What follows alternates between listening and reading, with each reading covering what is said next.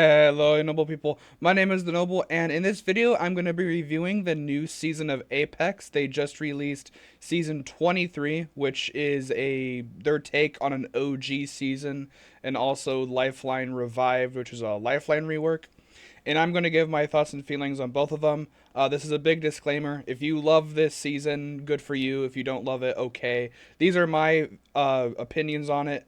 And I do want to say that these opinions might somewhat come across as harsh because I'm kind of upset at some stuff. So do keep that in mind while watching. But yeah, without further ado, let's hop into it. So first off, starting on a good note, the Lifeline Revived, or the Lifeline rework that happened this season, is good. I actually like it. I've gone on record for saying that I really hate when they don't do new legends, and for this season, I hate it especially because this is the first time we haven't gotten a new legend in 2 seasons. That being said, the Lifeline rework is on the part where it doesn't break the core aspect of what I liked about original Lifeline, but improves upon the kit in the way that feels like a new character, which is what Revenant did. But I was kind of worried that they're going to completely ruin Lifeline. So I had to be I was a little bit cautious, but I'm very happy about it. She has a glide with her drone, which is very fun. The tactical is what I'm the happiest about because it actually feels responsive. Previously, you would just throw out Doc, it would heal your team, and then that was it. You kind of had to pretty much hope your team would come over and heal with you, and that pretty much never happened, especially like in ranked and stuff like that. But like being responsive and being able to send Doc to certain people is actually really cool, and I really like that. Ultimate is very creative and unique and has counterplay. You can just nade the top of it because it's a cylindrical like halo type thing, and you can get nade into it. But it's also protective if you do it indoors. You'll be able to get some quick heals, and I do like the new Lifeline. That being said, that is the only thing I like this season. The character changes and buffs and stuff I'm not going to talk about because that's stuff that is different. But when you open up to the game, you may notice that you are forced to play the new mode or ranked. The new mode is the launch Apex, their take on an OG style mode, where it is the original legends. It's the original 6 free legends, and then plus Octane and Watson.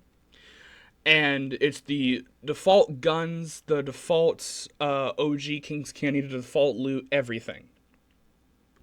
The problem of this is that I despise when they force players to play stuff they don't want to play.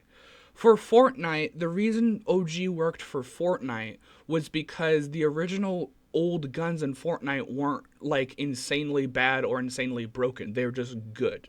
The map was nostalgic and it worked because like people don't take Fortnite that seriously. But in a competitive aspect of Apex, especially where you have all these diverse legends with different abilities, being first off being limited to the original loot pool of legends is not good. And second, not only are you stuck with that, you're just stuck with debatably worse parts.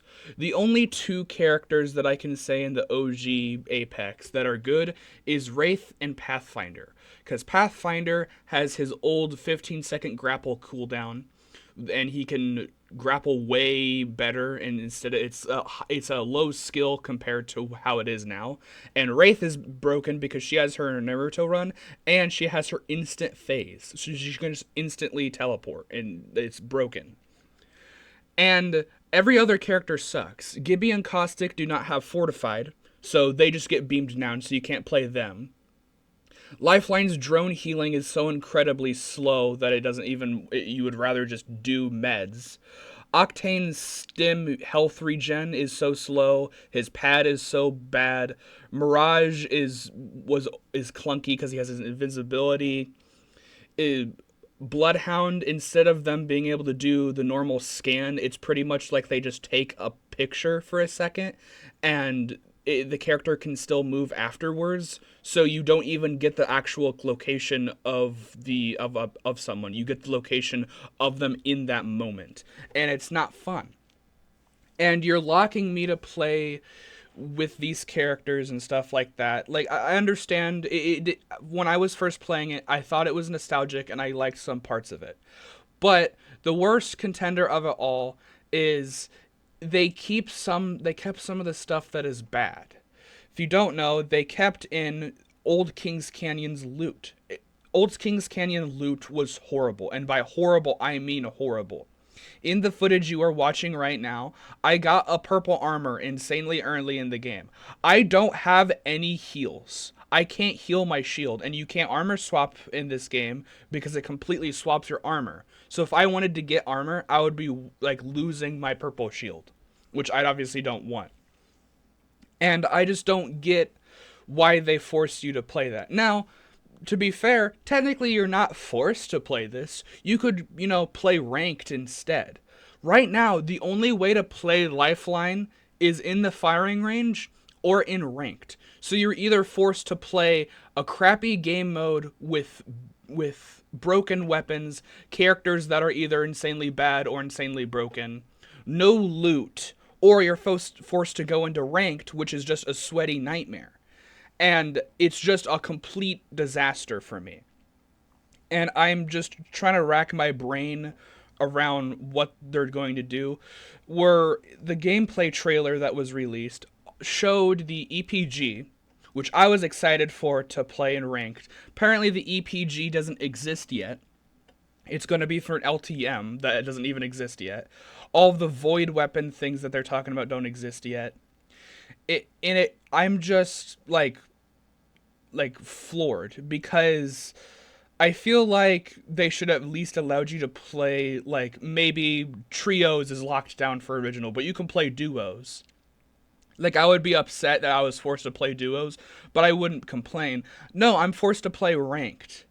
I don't see how that's good. It's just it just, my brain is like fried, because the only reason it worked with Fortnite is because Fortnite's really nostalgic for that stuff. Like your first time at landing at Tilted Towers or whatever and stuff like that. It works.